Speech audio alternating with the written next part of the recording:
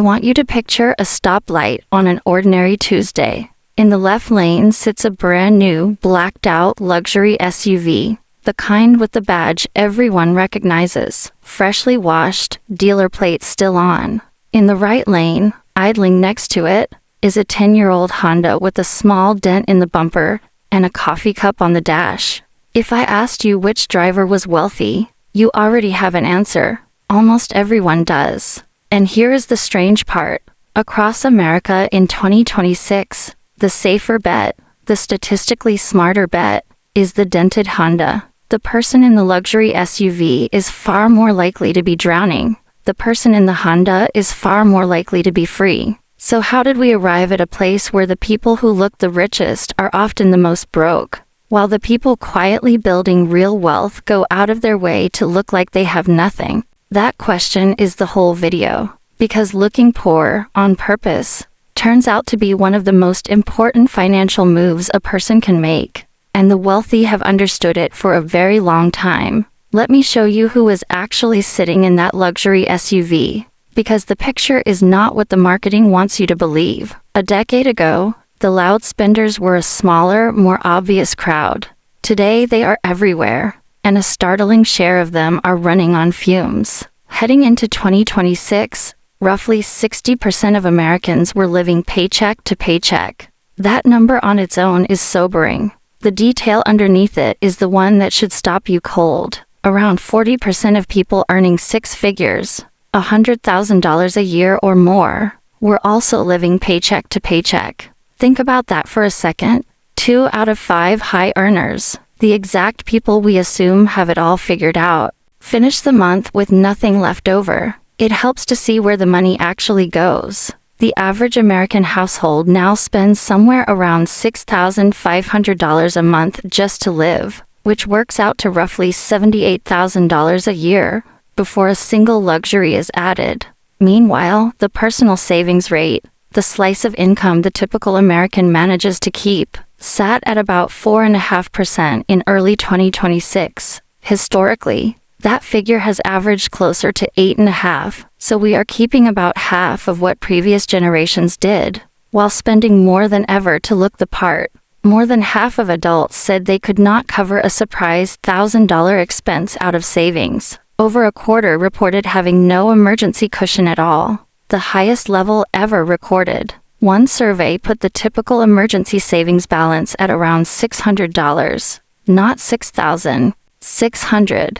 That is the actual financial reality humming beneath a lot of those glossy car payments and weekend photos. And the makeup of that struggle has been quietly shifting. For a while, a chunk of people living paycheck to paycheck were doing it by choice, spending freely because they felt comfortable. Over the last couple of years, that group has shrunk, and the share doing it out of pure necessity has grown and overtaken them. In plain terms, more people are stretched not because they are splurging, but because the basics now eat almost everything. So when you glance at that shiny SUV and feel a flicker of envy, hold on to this. A large share of those payments are being made by people who are one missed paycheck away from a genuine crisis. Here is the detail that almost everyone misses, and it explains the whole illusion. The loud version of wealth and the real version of wealth are rarely the same people. We have simply been trained to confuse them. To understand why we keep falling for it, you have to understand what spending is actually doing for us. Because it is hardly ever about the object itself. Humans are wired to read status. For most of our history, those signals carried survival information. Who had food? Who had protection? Who was worth aligning with? That instinct never disappeared. It just got hijacked. Today, the signals are a watch, a logo, a car, a renovated kitchen, a vacation framed at exactly the right angle. We are not really buying the thing. We are buying a sentence we hope other people will say about us. There is even a name in economics for goods that get more desirable precisely because they are expensive, because the price tag is the point. The trouble is that the people we are performing for are performing right back, which means everyone is dressing up for an audience that is too distracted by its own costume to notice yours.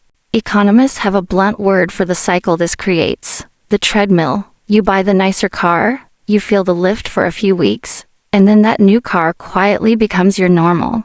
The lift fades, so you reach for the next upgrade just to feel the same spark again. The scenery never changes because you are running in place. And the cruelest twist is that the treadmill speeds up as your income climbs. That is lifestyle inflation. And it is the silent killer hiding behind those paycheck-to-paycheck six-figure earners. Their income went up, their spending crept up to match it, then nudged a little past it.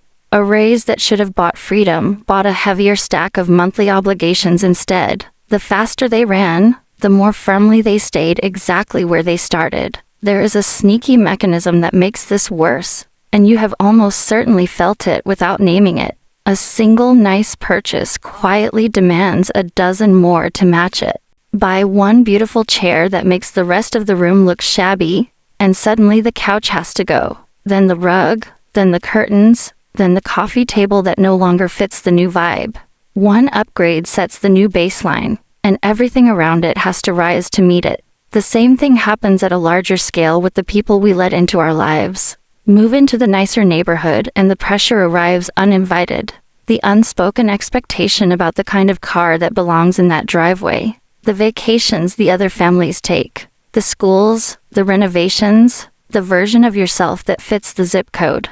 The wealthy who stay wealthy tend to notice this cascade early and refuse to start it.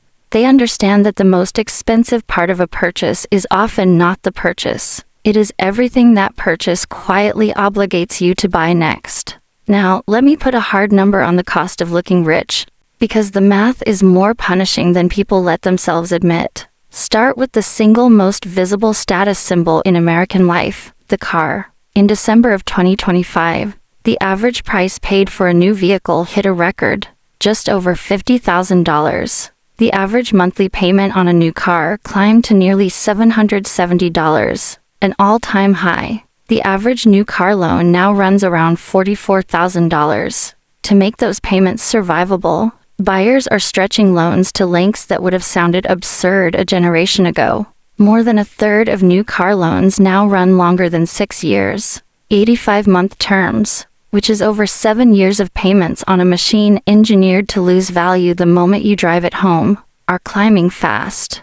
Nearly 1 in 5 new car loans now carries a payment north of $1,000 a month. And here is the part the luxury ads never mention. Most of those $1,000 payments are not for exotic supercars. They are for ordinary trucks and family SUVs, bought by ordinary people who decided the monthly payment was simply the price of looking like they had arrived. The depreciation underneath all of that is the quiet bleed nobody factors in. A new car typically sheds a fifth or more of its value in the first year alone, and a big chunk of the rest over the next 4. So when someone signs an 85-month loan, there is a long stretch in the middle where they owe more on the car than the car is worth. They are underwater, paying interest on value that already evaporated. If the car gets totaled, or they need to sell, the loan does not politely shrink to match. They are on the hook for the gap. Multiply that pattern across the country, and you get the scale of it. Americans now owe more than $1.67 trillion in auto loan debt. That is not a typo. The car, the thing we treat as the obvious badge of having made it, has quietly become one of the largest anchors dragging households under. Sit with that picture for a moment, because we're about to run the calculation almost nobody runs before they sign. A car payment is never just a car payment.